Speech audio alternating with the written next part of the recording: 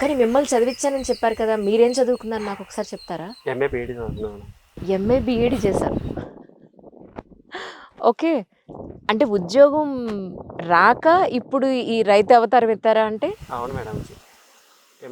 Degree, PG, B Ed అయిపోయిన తర్వాత పూర్తిగా ఒక 4, 5 సంవత్సరాలు హ్మ్. Dilsukhnagar coaching centre, Hyderabad central library అంతే. దానికే పరిమితం. పొద్దున్న లేవాలి, తినాలి, పోవాలి అంతే, చదువుకోవాలి. హ్మ్. అట్లా 2 టైమ్స్ 2 మంత్స్ 3 మంత్స్లో మిస్ అయిపోయింది.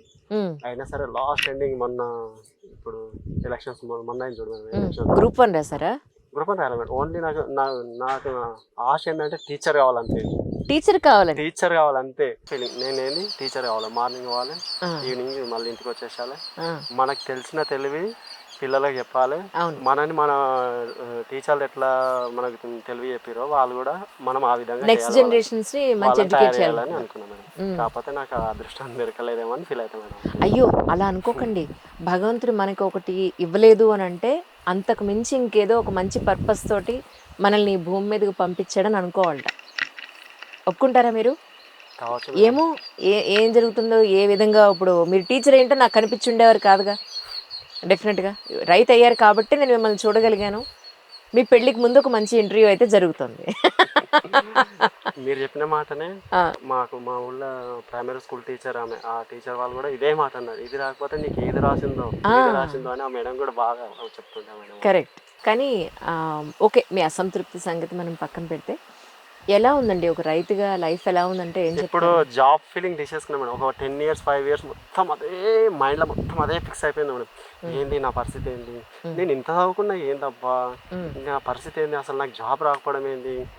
నీ అమ్మ, అటు ఇటు వాళ్ళు వీళ్ళు అటు ఇటు వాళ్ళు అందరు జాబ్ చేస్తారు, నాతో పాటు అందరు జాబ్ చేస్తారు, నేను ఎందుకు సెట్ అవుతలేనని మస్తు ఫీల్ అయినా. హ్మ్. ఆ ఫీలింగ్స్ తీసుకోవడానికి కూడా మస్తు టైం పట్టింది మేడం. హ్మ్. హ్మ్. అట్లా ఇక ఇప్పుడు కొంచెం ఇక వద్దులే.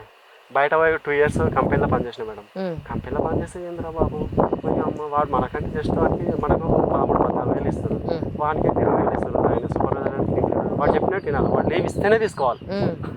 ఈరోజు నైట్ రావాలంటే రావాలి హ్మ్. అంతే.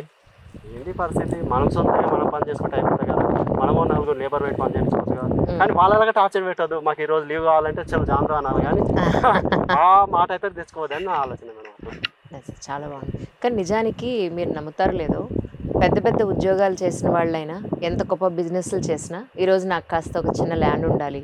అందులో నాకు కొన్ని కాయగూరలు, కొన్ని ఆకుకూరలు, కాసిన పువ్వులు ఇలా పండించుకోవాలి. ఒక అరటి చెట్టు ఉండాలి, ఒక మామిడి చెట్టు ఉండాలి అని వాళ్ళంతట వాళ్ళు పండించిన కూరలు వాళ్ళ ఇంట్లో వాళ్ళు తినాలని ఒక ప్యూర్‌గా చక్కగా బతికే గొప్ప అవకాశం ఇవ్వాలని భగవంతుడిని కోరుకుంటున్నారు. అటువైపే వస్తున్నారు. మీకింత మంచి జీవితం ఇచ్చాడండి భగవంతుడు. చూస్తున్నా మేడం. అట్లా కూడా యూట్యూబ్లో చూసిన సాఫ్ట్వేర్ జాబ్స్ కూడా హ్మ్. 1,00,000 2,00,000 జాబ్ చేసిన వాళ్ళు కూడా ఎందుకు ఇది అమ్మ ఇంత రిస్క్ ఎందుకు అని చెప్పి మళ్ళీ వాళ్ళు కూడా అగ్రికల్చర్ చేసిన యూట్యూబ్లో చూసిన మేడం. చాలా చూసిన అట్లా కూడా అవును. చూసిన మేడం. అట్లా కూడా అప్పుడు అనుకున్నా, హ్మ్. ఈ విద్యా విధానం అనేది మన తెలుగు కోసం మన నెక్స్ట్ తరానికి చూపించాలంటే వాళ్ళన్నా సెట్ చేయాలి. కానీ సరే మనకి ఇది ఇచ్చింది ఇక ఇదే చేసుకోవాలని ఫిక్స్ అయ్యాను. అంతే. మనకి భగవంతుడు ఇచ్చిన దాంట్లో ద బెస్ట్ చేసేయాలండి. ఇచ్చేస్తే ఆటోమేటిక్‌గా రావాల్సినవన్నీ దాని వెనకాతలే వస్తాయి. అవన్నీ బై ప్రొడక్ట్స్ అంతే. బట్ కానీ మీకు తెలుసా మీరెంత గొప్ప జీవితాన్ని అనుభవిస్తున్నారో? పొల్యూషన్‌కి దూరంగా ఇందాక నాన్నగారితో మాట్లాడేటప్పుడు అదే అన్నాను. పొల్యూషన్‌కి దూరంగా, ప్రశాంతమైన వాతావరణంలో, ఆ రణగొణ ధ్వనుల మధ్య కాకుండా, కాంక్రీట్ జంగిల్‌లో కాకుండా, ప్రకృతి మధ్యలో హాయిగా బతుకుతున్నారు. జీవిస్తున్నారని చెప్పాలి నిజమైన జీవితాన్ని. మా ఫ్రెండ్స్ కూడా అదే అంటారు మేడం. మస్తు మంచి లైఫ్ నీకేముంది, మంచి ఆక్సిజన్ అట్లా ఇవన్నీ చెప్తారు మేడం. వాళ్ళు కూడా సేమ్ ఇదే మాట చెప్తారు వాళ్ళు. ఆ! మేమేముంది కార్లో తిరుగుతాం కానీ దానంత రిస్క్ లేనే లేదు, ఇదే బెటర్ అని వాళ్ళు మస్తు చెప్తారు మేడం. గ్రేట్. ఇప్పుడు మీరింకా అంటే గ్రూప్ 1 లాంటివేమన్నా రాసే ఉద్దేశం కూడా ఏం లేదా? ఇక రాయను మేడం. ఇక జాబ్ పర్పస్ పోనేమన్నా హ్మ్. ఇంట్రెస్ట్ లేదు. ఇప్పుడు గులాబీ తోట ఎన్ని ఎకరాల్లో ఉందండి? 1 ఎకరా ఉంది మేడం గులాబీ. హుహు. ఒక ఎకరంలో ఉంది. 1 ఎకరా వరేసిన, 1 ఎకరా గులాబీ ఉంది. ఇక మిగతాది ఖాళీ ఉంది. ఎన్ని రోజులకి మీకు ఈ పూలు పంటకొస్తాయి అంటే మీకు? మొక్క పెట్టినా మనం మంచిగా మెయింటైన్ చేస్తే హ్మ్.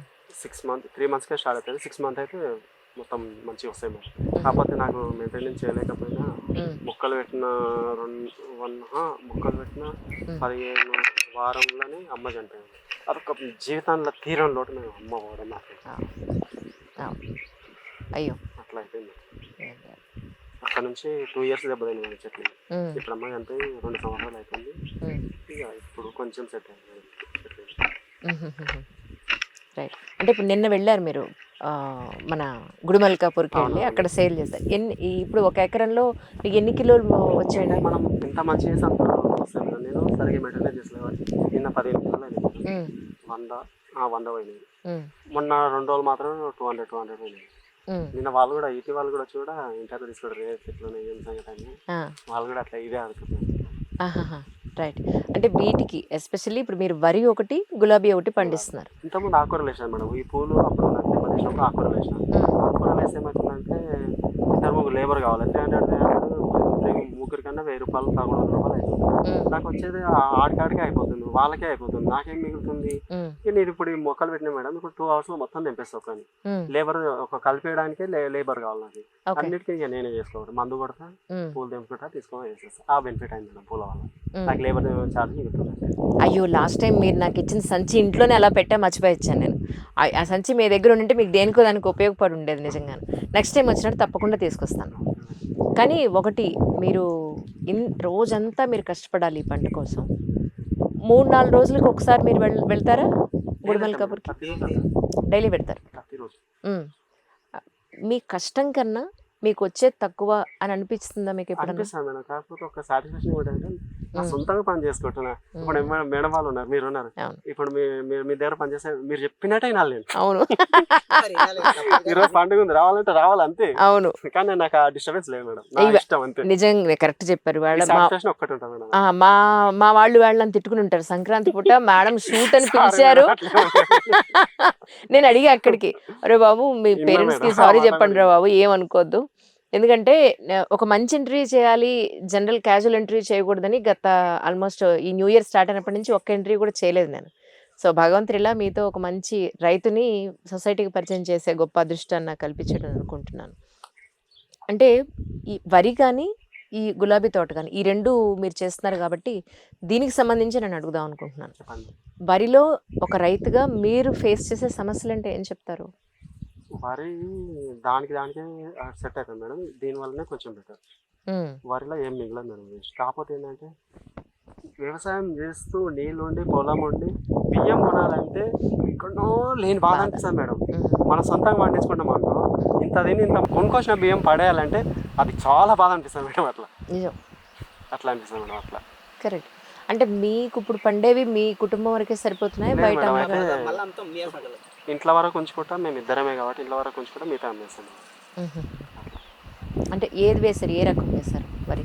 మొన్న నేను ఎప్పుడు తెచ్చిన అగ్రికల్చర్ మేడం, జయశంకర్ అగ్రికల్చర్లో సీడ్స్ వేస్తాం మేడం. అట్లా ఇప్పుడు సన్న వేసిన, వర్షాకాలం కూడా సన్న వేసిన, పోయినసారి ఎండాకాలం దొడ్డి వేసిన మేడం. ఆ దొడ్డి మిగిలిపోయింది. 10 వల్లాలు ఉన్నాయి మేడం. ఇప్పుడు దొడ్డి ఎవరు తింటలేరు. నేను అన్ఎక్స్పెక్టెడ్ వేసిన, ఇక అవి సెట్ అవుతలేదు. లావు బియ్యం అంటారా? దొడ్డి బియ్యం అంటే వాళ్ళ నాన్నగారు ఉన్నారు పక్కన, మాట్లాడుతూ ఉన్నారు ఆయన. అంటే గులాబీలో వచ్చే మీకు సమస్యలు అంటే ఏం చెప్తారు? సమస్యలు అంటే మేడం, మొక్క పెట్టినప్పటి సంది దాన్ని మేము ఇక కలుపు తీయాలి, మందు కొట్టాలి. ఇక నాకు కలుపు తీయకుండా అప్పుడు అమ్మ చనిపోయిన మూమెంట్లోనే పైసలు లేక అది కలుపు తీయలేకపోయినా, చెట్టు ఏమో చిన్నగా ఉండేది, కలిపి ఇంత పెద్దగా అయిపోయింది మేడం. అయ్యో, అట్లా అయిపోయింది. ఒక 1 year 2 years అందరికేమో పెట్టిన 3 months 6 monthsకే స్టార్ట్ అయిపోయింది. నాకు 2 years అయితేనే అదే 10 kg మస్తు రిస్క్ అనిపిస్తుంది. తర్వాత మందులు కొట్టినా కల్పిస్తున్నా, ఇంకా మధ్యలో కలిపి మందు కొట్టేస్తాను మేడం. అట్లా కొంచెం సెట్ అవుతుంది.